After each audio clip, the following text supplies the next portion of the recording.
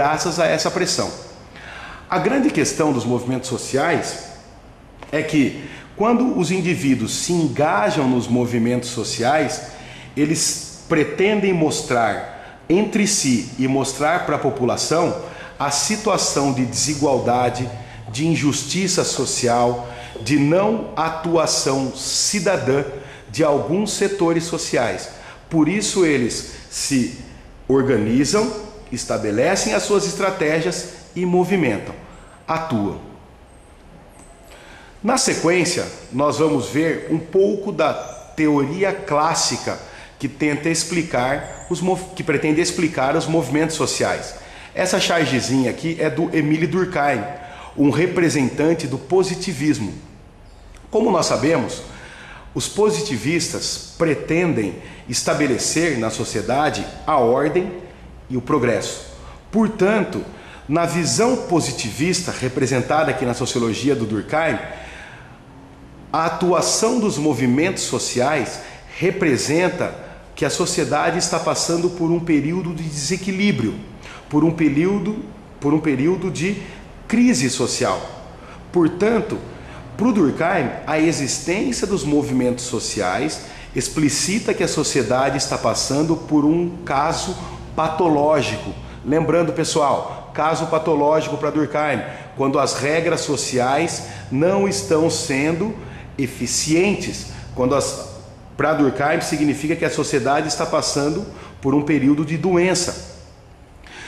Quando os movimentos sociais provocam na sociedade o conflito, quando os movimentos sociais deixam de considerar as regras do jogo, as regras da sociedade e atuam reivindicando a sua maneira o atendimento das demandas sociais, o Durkheim coloca então que o conflito, ou seja, a luta entre os grupos que compõem a sociedade e a proposta de solução do problema, sem levar em consideração a solução do grupo oposto, o conflito explicita que a sociedade está passando por um momento de anomia social. Ou seja, as regras que organizam a sociedade não são nada eficientes. Pelo contrário, as regras que organizam a sociedade, elas estão sendo transgredidas e não há um poder capaz de retomar a organização social. Por isso ele diz que o conflito leva à desordem, e a desordem serve para a desintegração social. Aí nós vamos vendo o problema do positivista, que se existe o conflito ele pode provocar fissuras na ordem, na estabilidade da sociedade. E isso é mal, porque se essa estabilidade for comprometida, a sociedade pode entrar num caos.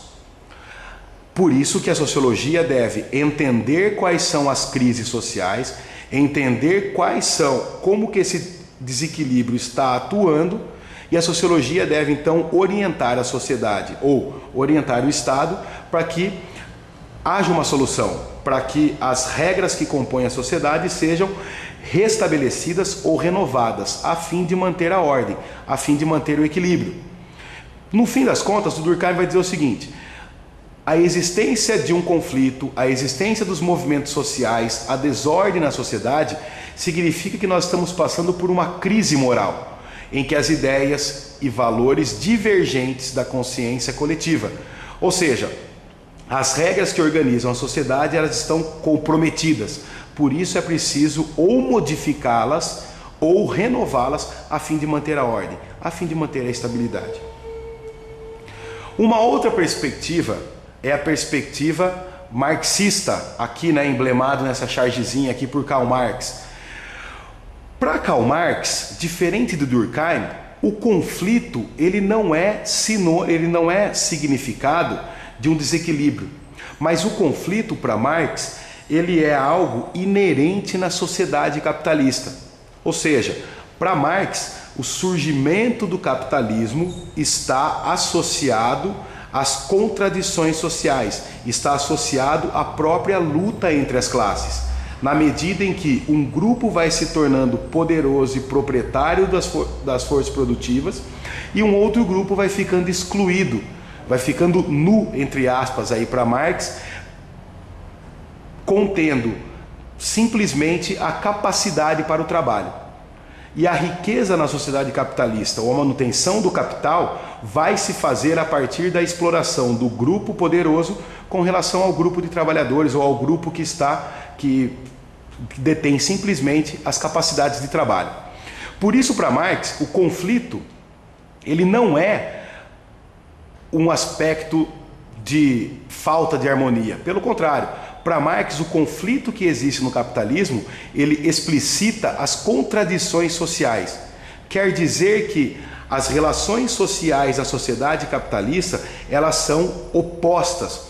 Os grupos que compõem a sociedade capitalista, eles são opostos entre si. Isso quer dizer que o projeto de sociedade dos capitalistas é diferente e contraditório com relação ao projeto de sociedade dos trabalhadores.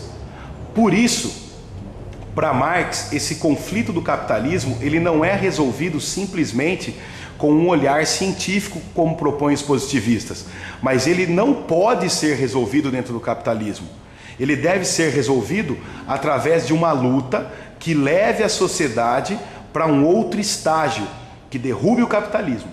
Então ele vai dizer assim, que a contradição na maneira como as relações sociais se desenvolvem, há a contradição na maneira como as relações sociais se desenvolvem. Essa é a evidência maior do conflito. O conflito tem que ser resolvido de maneira revolucionária, ou seja, na sociedade capitalista, a manutenção dela se faz a partir da exploração e da luta entre as classes. Portanto, a forma de solucionar o conflito na sociedade capitalista é derrubando a sociedade capitalista, levando a sociedade para um outro estágio de relações sociais, para um outro estágio de atendimento das necessidades, que seria para Marx, então, a sociedade socialista no primeiro momento e depois a sociedade comunista. Por isso, para Marx, os movimentos sociais eles devem visar a revolução, a derrocada da sociedade capitalista.